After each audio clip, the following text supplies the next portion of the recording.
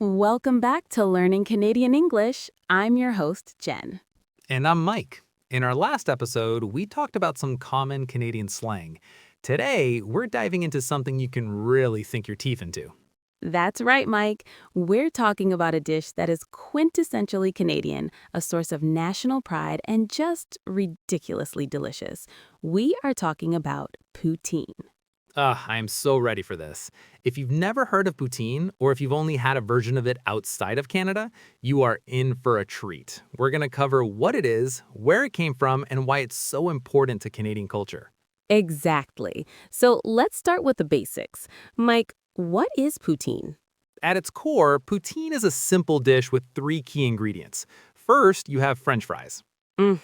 But not just any fries. They need to be sturdy enough to hold up to the other ingredients, usually medium cut and double fried, so they're crispy on the outside and fluffy on the inside. Right. Soggy fries are a poutine crime. The second ingredient, and this is crucial, is cheese curds. Yes, not shredded mozzarella or cheddar. It has to be fresh, solid chunks of cheese curd. The best ones make a squeaking sound when you bite into them.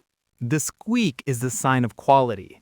And finally, the third ingredient is a hot, savory gravy that gets poured over the top of the fries and cheese curds. The gravy melts the cheese curds just enough so they get soft and stringy, but not completely dissolved. It's a perfect combination of textures and flavors. And the type of potato used for the fries can make a big difference. While russets are common, some purists in Quebec argue for using a specific local variety to get that perfect texture. That's dedication. And the cheese curds, there's a science to that squeak, isn't there? It's all about the fresh proteins in the cheese. It really is. So, to recap for our learners, French fries, cheese curds, and gravy. Sounds simple, but the magic is in the details. So, where did this magical dish come from? Its origins are actually a bit of a Canadian mystery, with a few different towns in Quebec claiming to be the birthplace. Right, it's a friendly rivalry. The most widely accepted story dates back to 1957 in Warwick, Quebec. A restaurant customer named Eddie Lanesse asked the owner, Fernand Lachance, to mix a bag of cheese curds with his order of fries. And apparently, Lachance replied in French, "Ça va faire un maudit poutine," which translates to, "that will make a damn mess." A delicious mess, and that word poutine is Quebec slang for mess.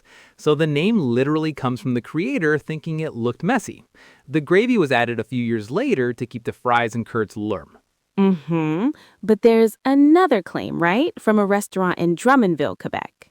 Yes, in 1964, a man named Jean-Paul Roy, who owned a restaurant called Le Roi Giuseppe, claims he was the first to add gravy to the mix and officially call it poutine on his menu. His restaurant even has a trademark from the Canadian Intellectual Property Office stating he's the inventor. So we have a Warwick story from 57 and a Drummondville story from 64. It seems it evolved in rural Quebec diners known as casse-croûtes during that time. Exactly. Regardless of who officially invented it, it started as a humble working-class meal in Quebec and slowly spread.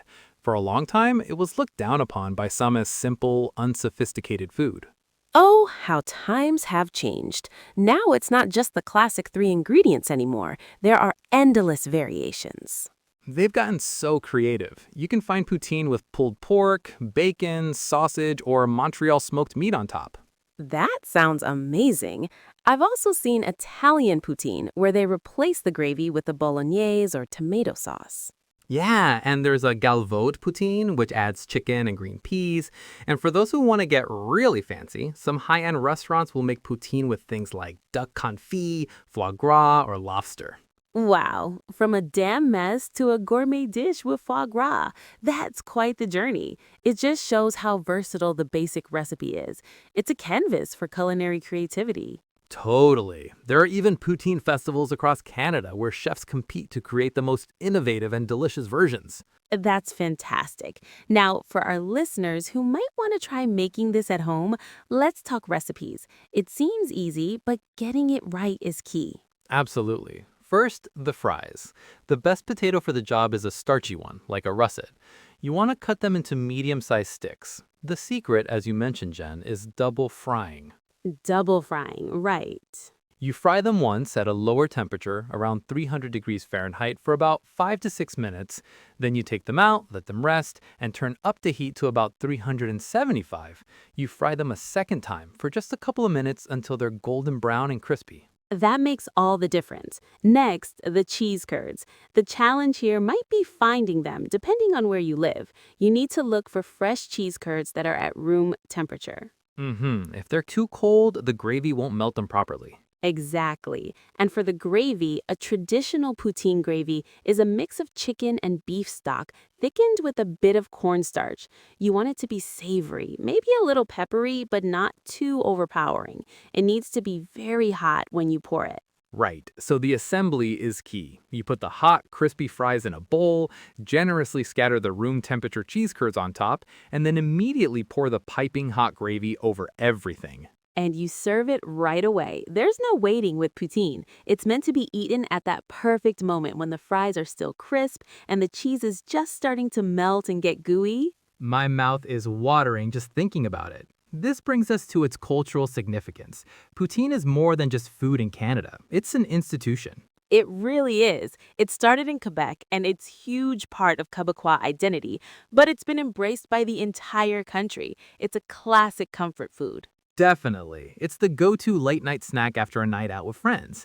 It's what you eat at a hockey arena or a roadside food truck on a road trip. It's simple, unpretentious, and brings people together. Right. Its journey from being a bit of a joke to a beloved national dish mirrors Canada's own cultural journey in some ways. It represents a mix of cultures and a sense of pride in something that is uniquely Canadian.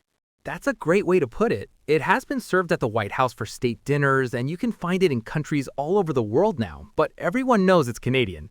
It's amazing to see how poutine has gone from this Quebecois staple to a dish recognized globally.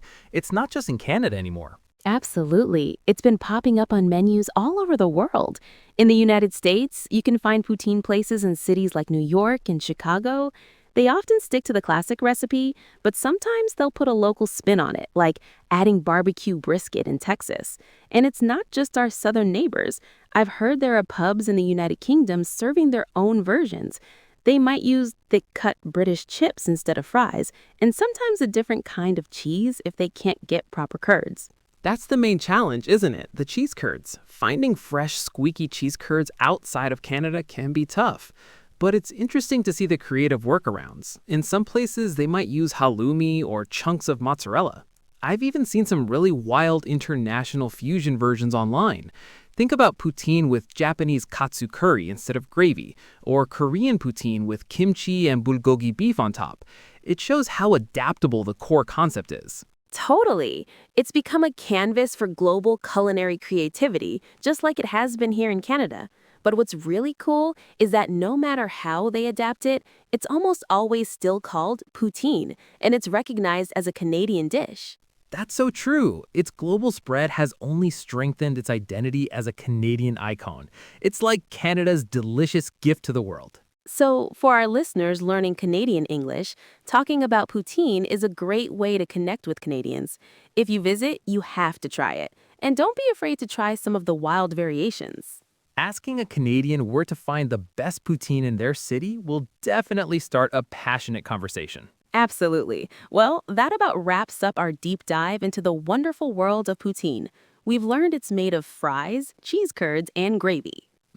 That it was invented in rural Quebec in the 1950s, though the exact location is up for debate. We've explored some of its many variations and even gave you a recipe to try at home. And we've touched on its cultural significance as one of Canada's most famous and beloved dishes. Thanks for tuning in to this episode of Learning Canadian English. We hope you're feeling hungry and a little more Canadian. Join us next time when we explore another fascinating piece of Canadian culture. Until then, take care.